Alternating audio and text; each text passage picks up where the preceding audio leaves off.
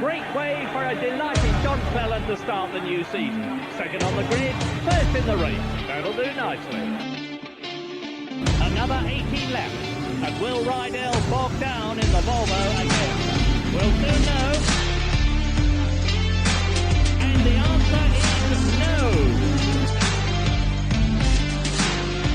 We need to work harder. It's not good enough. 2 engines and 2 races. Not acceptable. The team must push harder. Today, my regard engines must stop blowing up and try to build a championship. John Cleland is sandwiched between the 2 BMWs and going for first, says John Cleland. Oh, Matt Neal sideways, championship leader, entering trouble sideways, he gets it back again. It's Plato and Matt Neal, side by side. I'm going to rip your face off. You know what that? I'm going to rip your Hey! What are we doing here? Is this stock car racing or is this motorsport? The man's an animal. And Colin Turkington is going to become the champion for the 3rd time in his career with 1 race to stand.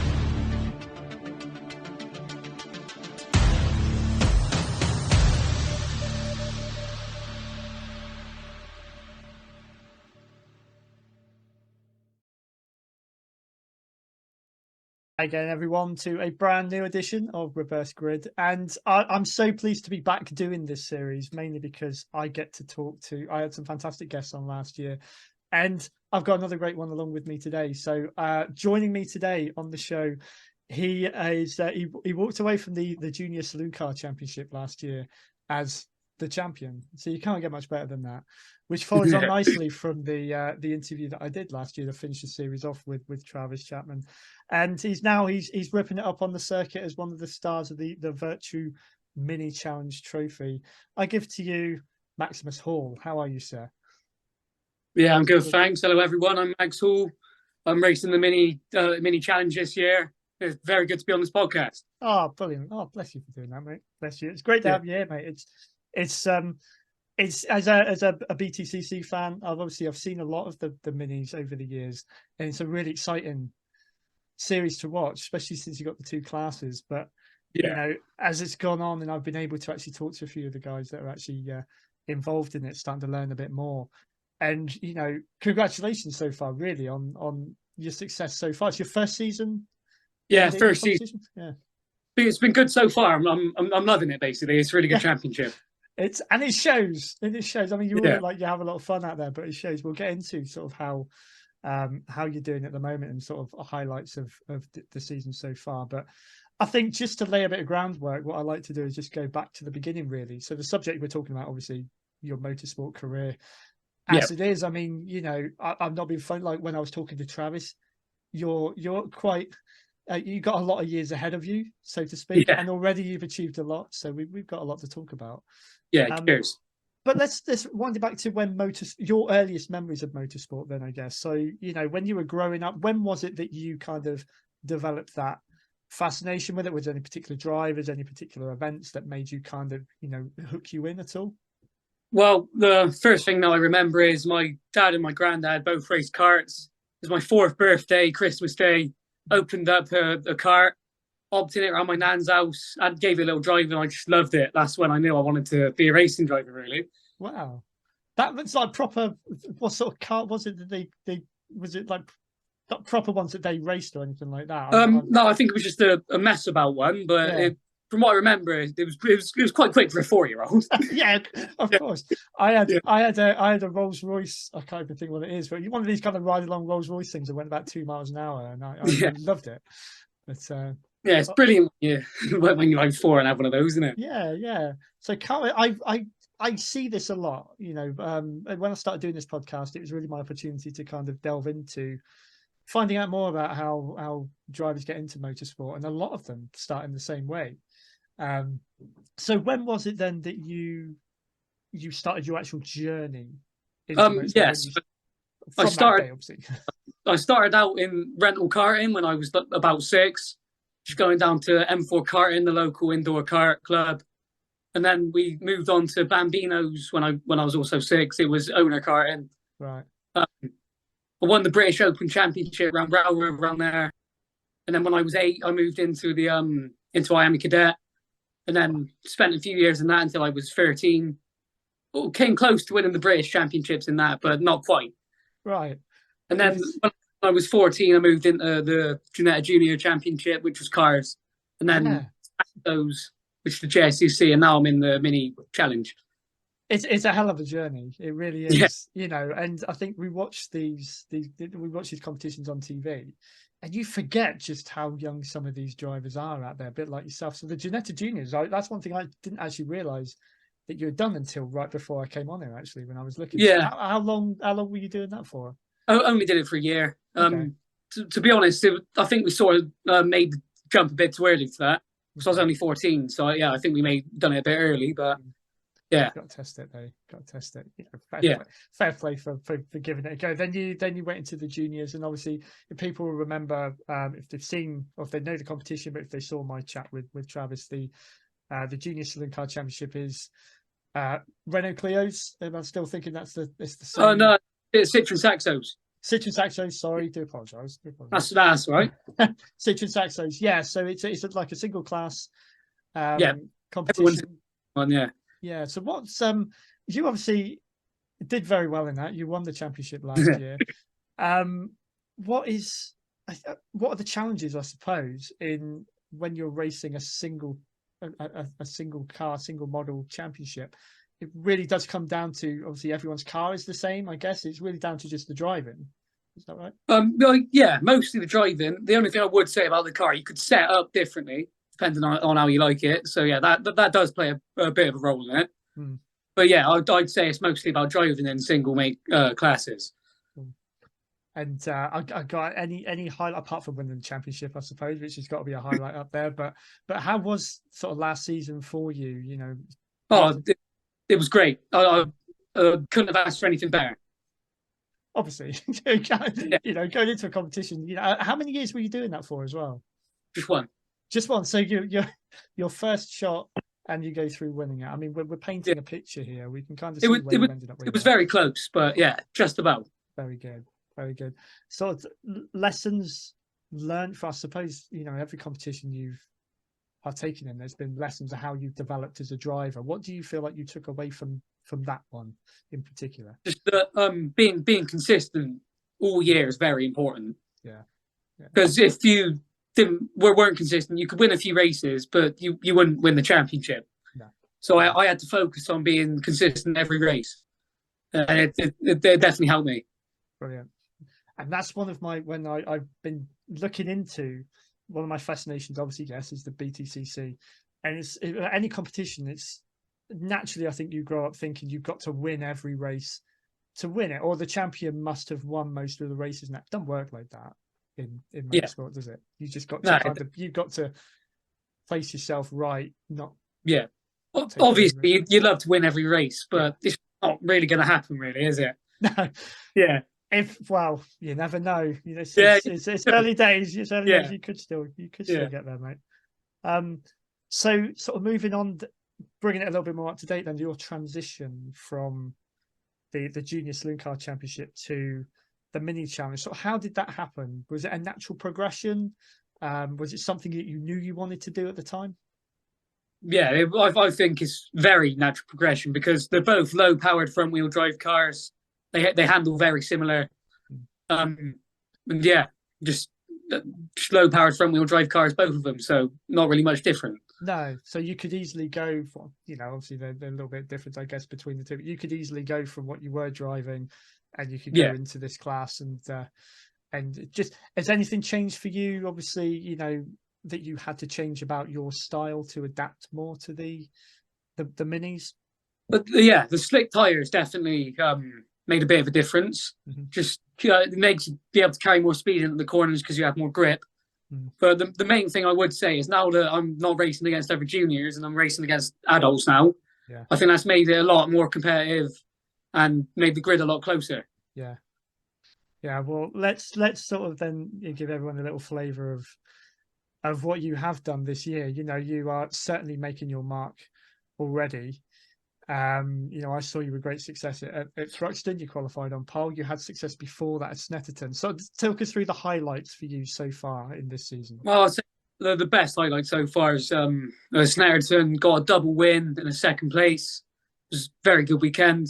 I've had a few mechanical issues this year so far, but I think it's all sorted now, and I just can't wait for Croft, where I can hopefully get a few more wins. So what are you doing with this break, really? Because it's easy for us to think everyone's just kicking back for 6 weeks, having a bit of a holiday. But how do you feel it? How do you prepare them to go back? Well, last weekend I done a race in the Brick Car Trophy in the Clio just to keep myself fresh and stay in the car.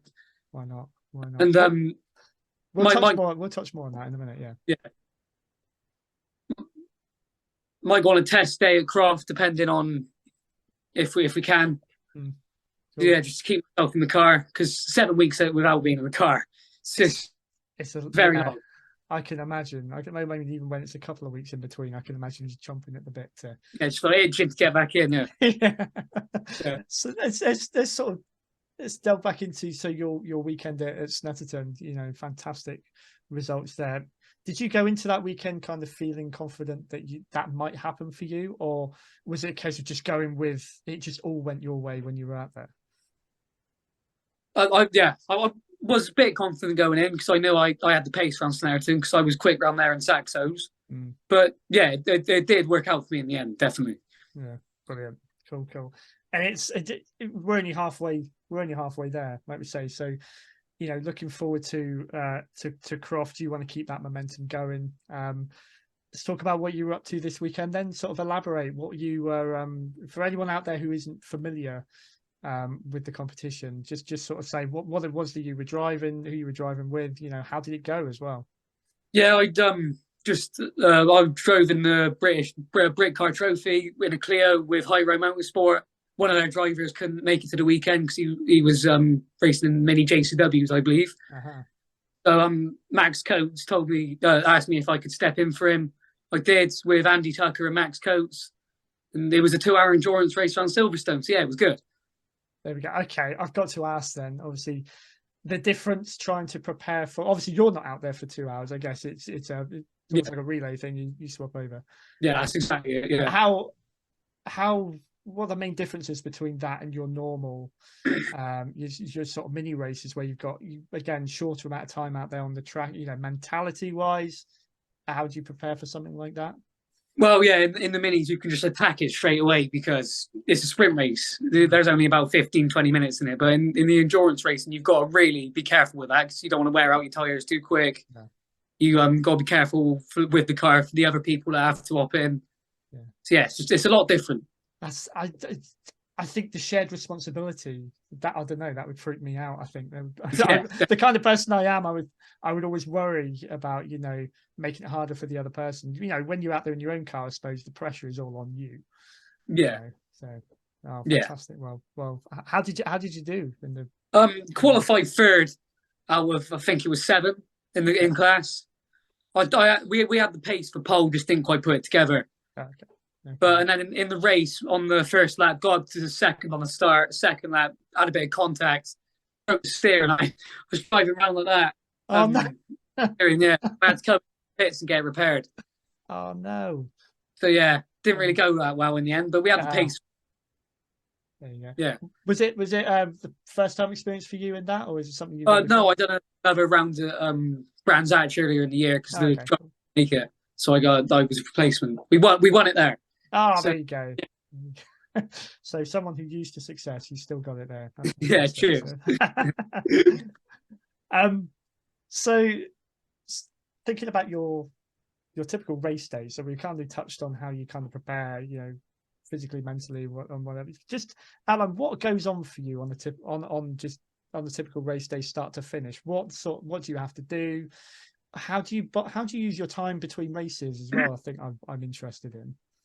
Well, I think the preparation for the weekend definitely starts a few weeks before the race weekend, including sim training, running, and doing weights as well. I find out. Yeah. But on race day, definitely going over data with my driver coach definitely helps me get in the right frame of mind, keeping calm, and then just trying to be in a good mood for the day. There you go. So you see a lot of happy drivers around the pit, do you? Or do you head down and we don't want to talk to anyone? So No, I consider myself more of a happy driver, to be honest. that's all right. Just take it in your stride. There we go. Maybe Depends that's one of the secrets. Yeah, depends what you work best with. I find I work best when I'm in a good mood. Fair enough. Fair enough. I was just thinking back to Thruxton actually as well, just so we can touch back there, because I know there was an incident at was it the last race at the end of the day? Second. Yeah. Yeah. On the Saturday, I think, Yeah. was it? Yeah. Last session on Saturday. Yeah. I didn't see exactly sort of what happened. You were kind of you were pulled into that inadvertently, I think, wrong place, wrong time kind of thing. Just how do you just describe just what happened there? How did you reacted? How would you react to something like that at the time? Well, yeah, it was a very big accident. That was. I'm just glad Harry's okay. But yeah, for myself, just have to keep calm. I just said to myself I was just going to try and get the best result I could in the next race, because I had to start from the back because of the damage I took. Just try and focus on the next race. Yeah. That's all I can say. Fair enough. And your reflexes have got to be, going at the speeds you are and something like that happens, your reflexes have got to be on point, I suppose, haven't they? Sometimes there's sometimes where you just can't really do anything about it. No. That's all what happened to me. But there we go. You rescued what you could from it. Yeah, from like 24th on the grid, so it wasn't all bad. No, exactly. Yeah, exactly. Do you watch the BTCC at all? Yeah. When I was on the weekend with them, I definitely watched a few of their races. Yeah, cool. I was just thinking back to last weekend. Colin Turkington had a fantastic weekend. He obviously had to start from the back in their first race, and just seeing him surge through, I think it was one of those. It was almost one of those occasions where you weren't looking at the front, because you see the story unfolding of how someone's carving through. I think similar kind of scenario for yourself maybe in that. Yeah, definitely. Yeah. So I suppose the obvious question, looking at what you've done already and how you've moved up and the success you've had already, what are the plans with the mini challenge trophy that you're in at the moment? Sort of, are you in it for a set amount of time? Have you got sights on what you do? Obviously, when that comes to, I know it's early because you only just started in it, but once you move on from there, have you got sort of plans as to what you'd like to move on to then? Well, yeah. This year we're just aiming to do as well as we can. Obviously, winning the championship would be very nice, but we just take it as it comes. What I'm really aiming for is to next year driving the higher class, the mini JCWs, and then hopefully get touring cars from there. Brings us on perfectly to my next question in a second. What I will say for everyone out there as well is just to give you an idea where Max is at the minute in the standings. So his first season in the mini challenge, he's currently 5th overall in the driver championship, I believe, and 1st in the rookie cup. So yeah, that's right. Doing all right. Congratulations, mate. Yeah, thanks. Yeah, been good so far. Been good. So it's been a good first half. Let's regroup, see what we can do. So I mean, it'd be very easy. I think you're in the mix for the championship already. Just thinking about some of the other guys that are in the mix there. Strategies going into the second half, you're just going to continue doing the same kind of thing as you've attacked the first half, or if there are certain ones out there that you're looking that you need to get ahead of? I'm just gonna take it as it comes. I'm gonna try and win every race that I can. I find that's the best strategy to use. Cool. I think again in racing, that's what you're kind of conditioned to think everyone's mentality is, and I think it is. You want to win everything, don't you? So So, as but before I kind of wrap it up a little bit, I got to ask the obvious question, I suppose. So you mentioned about one day possibly getting into the touring cars. If you could one day get a drive in BTCC, have you got either a favorite? You can answer both of these if you want. Either a favorite car or a particular team that you'd want to drive for. Well, yeah, I really love to drive for Napa Racing because they're a really good team. They've got connections everywhere. Yeah, and just they've been doing well for the past few years, and I like the team. So yeah, flying, aren't they? Really? Yeah. You wouldn't have to change colour scheme either too much. I would. Yeah, blue and yellow. Yeah, it looks good. No, solid choice. I mean that the focus I think has been so looking so dangerous for years. I mean, when I got back into it, and you had the likes of Matt Jackson driving it when it was airwaves and that, they, didn't quite have, wasn't as dangerous as they make him look now, but they were always there or thereabouts, and it's great to see him. Great to see him up there. So yeah, one day see you in there. That'd be fantastic. Yeah, hopefully, yeah, that's the aim. Okay. Do you have? I'm gonna put you on the spot now. Do you have a particular driver then that you kind of support, look out for, favourite at the pit? Not really, to be honest.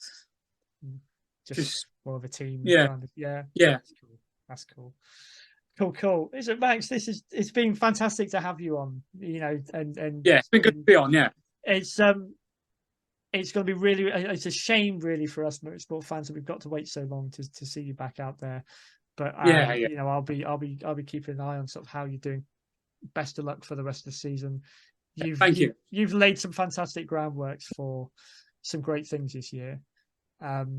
Is there anyone, any sponsors, anything? I'll give you the floor for a couple of minutes. Anyone that you want to give a shout out to, sort of before we wrap it up at all? Yeah, just thanks to all my sponsors: Hall's Electrical, Joe Wright, Fisher Panda, Brigade, GT Installations, Brand Fix, PVL, Woodway, Whelan. That's all my sponsors. Without them, it wouldn't be possible. I wouldn't be on the grid, to be honest, because it's an expensive sport. But yeah, thanks to them for making it possible. Brilliant stuff. Anyone watching or listening to this who is inspired to one day get into motorsport, a bit like yourself, any nuggets of advice that you can give them, that you picked up along the way? I'd say if you have the money to, and if you're able to, start karting as soon as you can. Cool. Because it's definitely helped me. Cool. Yeah, that's, like I say, it rings true to a lot of what I've already seen. It definitely. My dad used to do a little bit of it. I remember vaguely, and he was older when I was a little kid, but I kind of grew up around that. I never realised it was such an entry into into all these others. So fantastic, cool. Where can people find you? Social media, anything like that? Do you want to give everyone your Instagram, LinkedIn, and Facebook? Just Maximus Hall 0 on them. Cool. I'll stick I'll stick it on the notes as well to direct people to you. So everyone keep an eye on Max. He's definitely one to watch out there on the grid. He's already proven that. So best of luck for the second half of the season, mate. Hopefully we'll catch up again soon and see what you're doing next year. So, yeah, cheers. It's been really good to be on. No worries, mate. All the best. If you enjoyed this episode, please take a moment to like, share, and hit the subscribe button. Also follow us on Facebook and Instagram to keep updated about all future shows.